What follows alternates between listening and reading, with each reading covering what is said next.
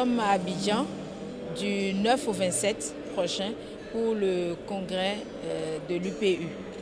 Cela représente beaucoup pour nous en tant qu'Africains parce que c'est l'Afrique qui invite et la Côte d'Ivoire accueille tous les congressistes qui sont dans les administrations postales du monde entier.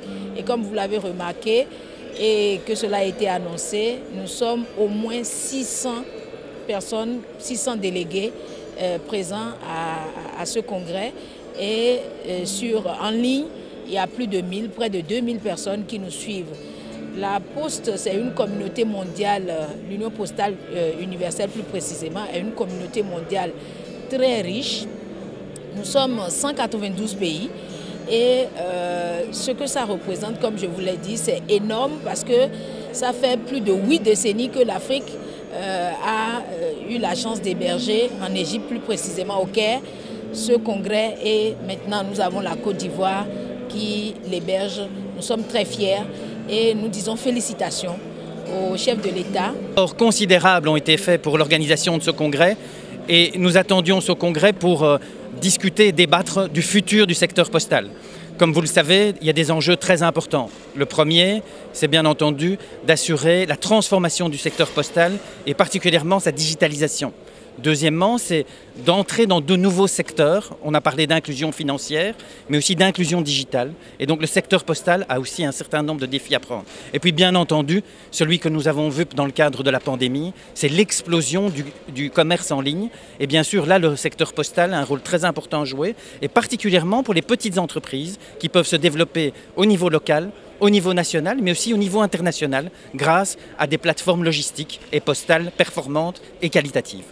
Qui est à la fin des résolutions pertinentes, que les défis à relever pour le secteur postal dans le monde entier, que les participants, les différents représentants s'attellent dans l'ordre du jour qui est prévu. Il y a la révision des actes de l'Union.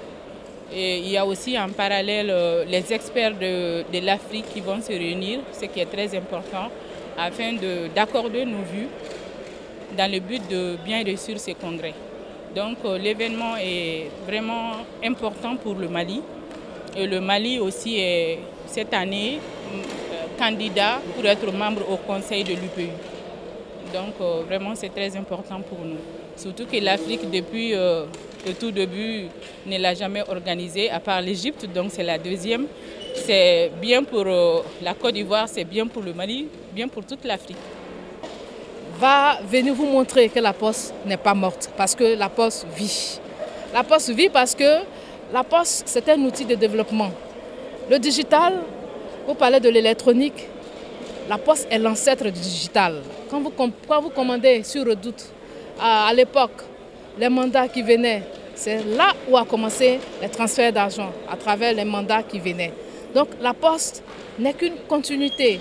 Et je peux dire que l'électronique digitale est venue compléter la mission de la Poste.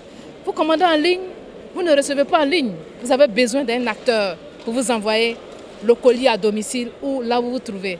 Vous avez besoin d'un logisticien. Donc, plus le commerce électronique pousse, plus la Poste se porte bien. Donc, ce congrès même,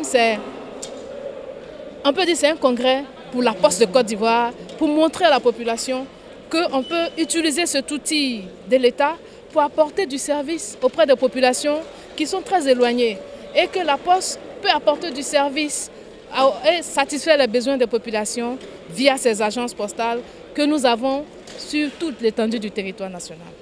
Donc vraiment c'est une satisfaction pour nous en tant que postiers et surtout pour toute l'Afrique de recevoir ce congrès.